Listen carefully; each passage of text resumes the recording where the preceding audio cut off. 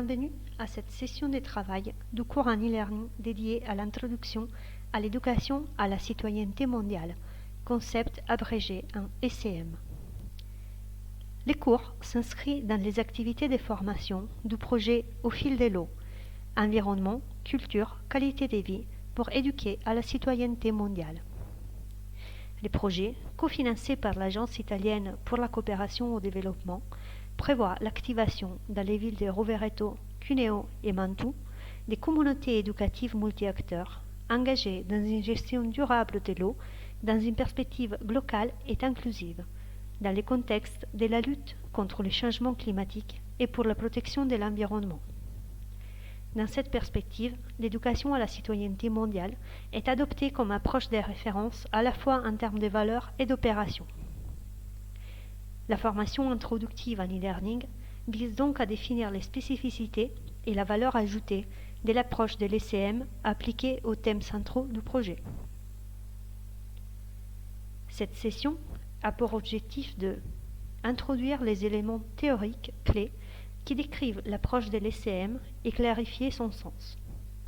Suggérer une première lecture de l'impact transformateur de cette approche.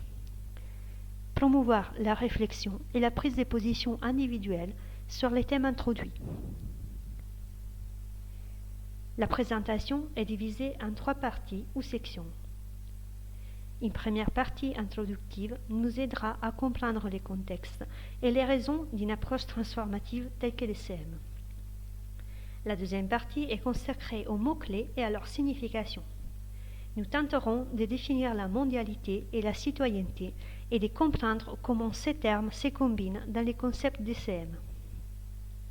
La troisième partie introduit la réflexion sur l'application de l'approche ECM dans la lecture de la réalité et dans les pratiques, y compris professionnelles, en explorant ses effets potentiels. Les mots-clés qui nous accompagneront tout au long de la formation sont introduire, comprendre, se positionner. Commençons par nous concentrer brièvement sur quelques éléments de contexte. Observons pendant quelques instants quelques images.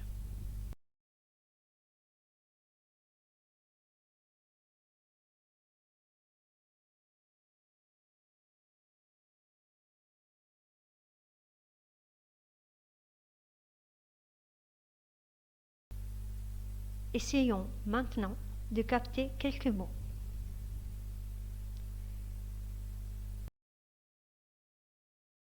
Il est difficile de résumer et de décrire en quelques mots les types de mondes dans lesquels nous vivons aujourd'hui.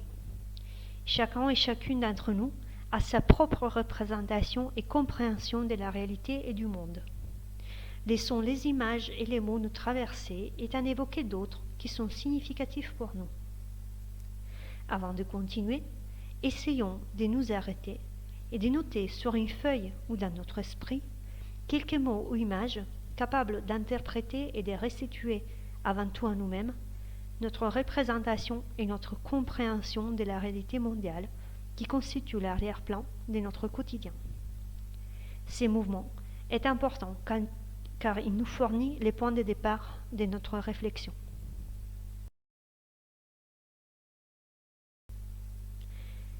Si nous pouvions à cet instant recueillir les différentes perspectives et représentations qui émergent, nous percevrions probablement immédiatement la complexité qui caractérise notre époque. Une époque que, dans les premières années 2000, certains chercheurs ont qualifiée d'anthropocène, littéralement l'ère de l'être humain, pour désigner la période où les êtres humains ont un impact énorme sur tout l'écosystème terrestre. Une époque marquée par des progrès énormes dans tous les domaines, mais aussi par d'énormes contradictions, certaines plus visibles que d'autres. Pensons par exemple à l'économie mondiale. D'énormes ressources en termes de PIB, plus de 100 milliards de dollars en 2022, distribuées de manière très inégale entre les pays, les régions du monde et même au sein des pays eux-mêmes, générant des poches d'extrême pauvreté et d'exclusion. Pensons aux progrès scientifiques et technologiques incroyables qui coexistent avec des conditions de travail parfois inhumaines, pour ne citer que quelques exemples parmi les plus frappants. Ces contradictions et ces défis interrogent notre modèle de développement, aujourd'hui reconnu comme étant peu ou pas durable. Tout progrès qui ne se régénère pas dégénère, et tout peut régresser, nous rappelle Edgar Morin, parmi d'autres voix illustres de notre époque.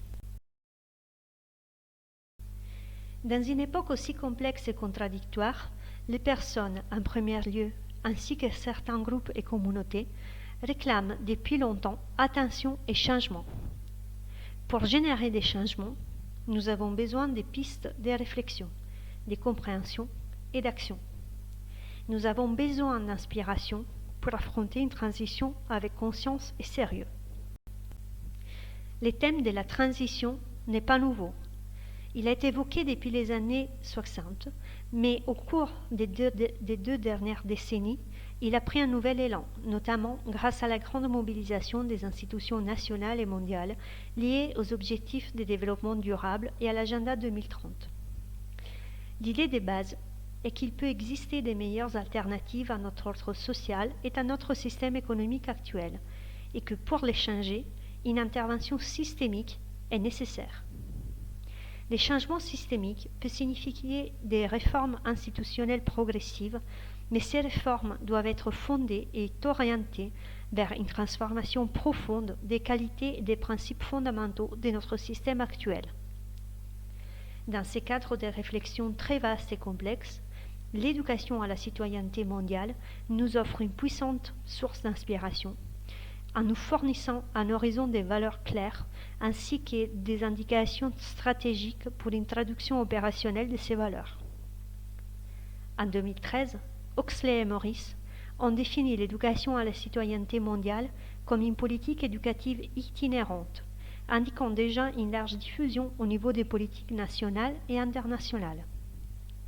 La référence la plus connue au niveau international, bien que non exclusive, est probablement l'agenda 2030.